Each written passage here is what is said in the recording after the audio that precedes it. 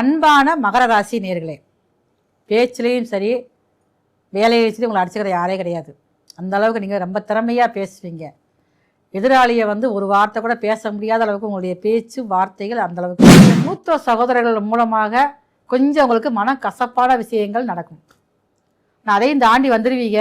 இருந்தாலும் ஒரு சின்னதாக ஏன் இப்படி இருக்கா, என்னை புரிஞ்சுக்கவே மாட்டேங்காங்களே, நல்லா தான் இருந்தாங்க, ஏன் இப்படி மாறிட்டாங்க அப்படிங்கிற எண்ணங்களை உங்களுடைய மூத்த சகோதரர்கள் மூலமாக உங்களுக்கு மனசில் ஒரு சஞ்சலத்தை ஏற்படுத்தக்கூடிய அமைப்புகள், காதல் உணர்வுகள் தோன்றும். அந்த மூலமாக படிப்பு தடையாகக்கூடிய வாய்ப்பு இருக்கிறதுனால படிக்கிறவங்க ரொம்ப கவனமாக இருக்கணும்.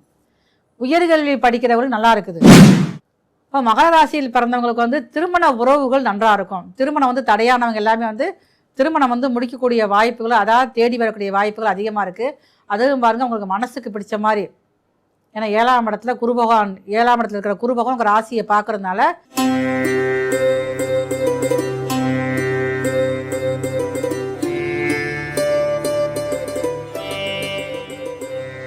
அன்பான ஜோதிடர் யுகம் டிவி நேயர்களுக்கு மருத்துவ ஜோதிடர் எஸ்ஆர் சங்கரேஸ்வரியன் அன்பான வணக்கங்கள். தமிழ் புத்தாண்டு 14/4/2026 காலை 9:30க்கு ரிஷப லக்னத்தில் இந்த இனிய தமிழ் புத்தாண்டானது பிறக்குது. உங்கள் அனைவருக்கும் இனிய தமிழ் புத்தாண்டு வாழ்த்துக்கள். பராபவ வருடம் எப்படி இருக்க போகுது அப்படின்னு சொல்லி பார்த்தீங்கன்னா, இந்த வருடம் ஆரம்பத்திலே உங்களுக்கு உங்களுடைய லக்னம், அதாவது இந்த புது வருடம் பிறக்கக்கூடிய லக்னமானது ரிஷப லக்னத்தில் பிறக்குது.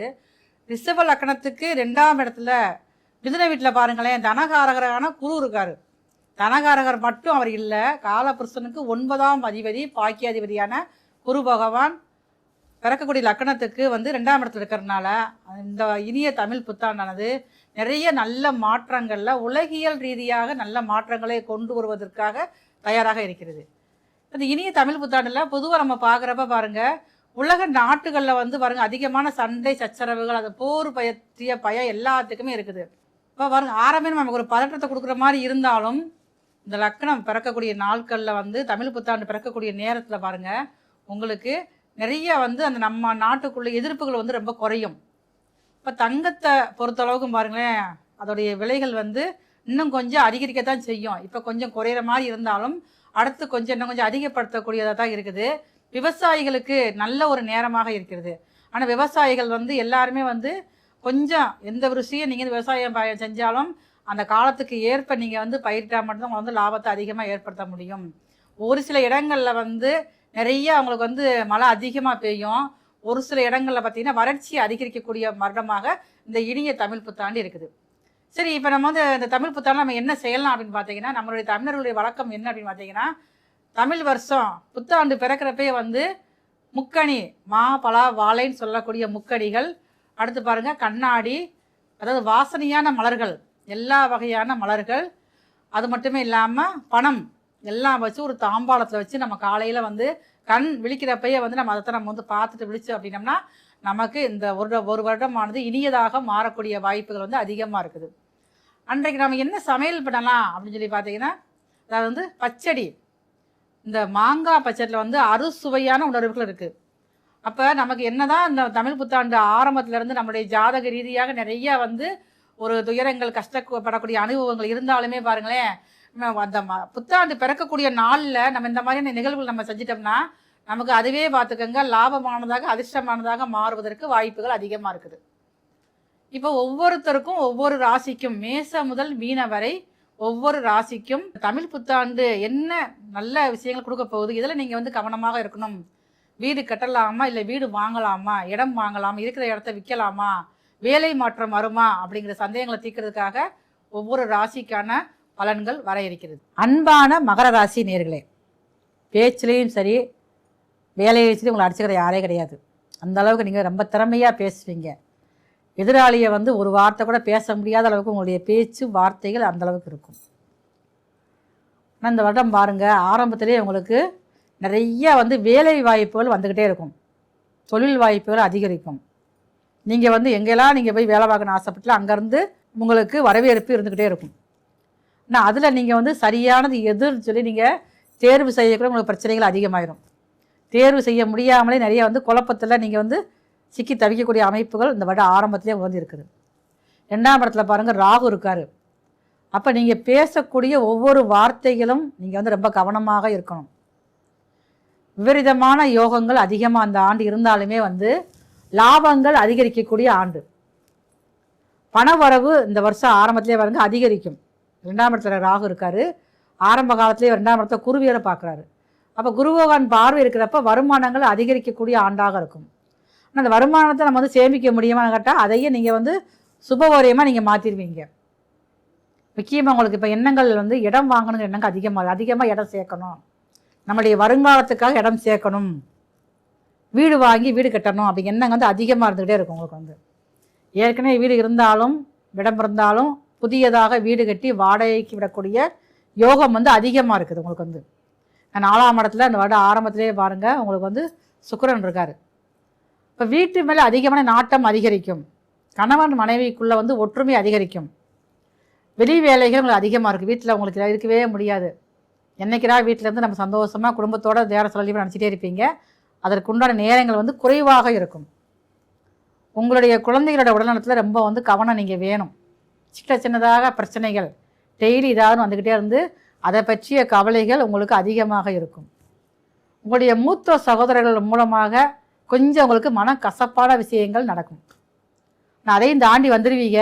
இருந்தாலும் ஒரு சின்னதாக ஏன் இப்படி இருக்கா, என்னை புரிஞ்சுக்கவே மாட்டேங்காங்களே, நல்லா தானே இருந்தாங்க, ஏன் இப்படி மாறிட்டாங்க அப்படிங்கிற எண்ணங்கள் வந்து உங்களுடைய மூத்த சகோதரர்கள் மூலமாக உங்களுக்கு வந்து ஏற்பட ஆரம்பிக்கும்.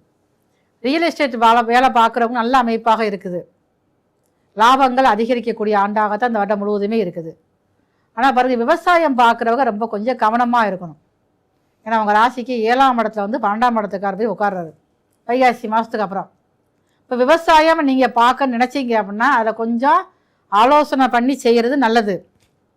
அப்படி இல்லை அப்படின்னா லாபத்துக்கு பதிலாக நட்டங்கள் அதிகரிக்கக்கூடிய ஆண்டாக இருக்குது.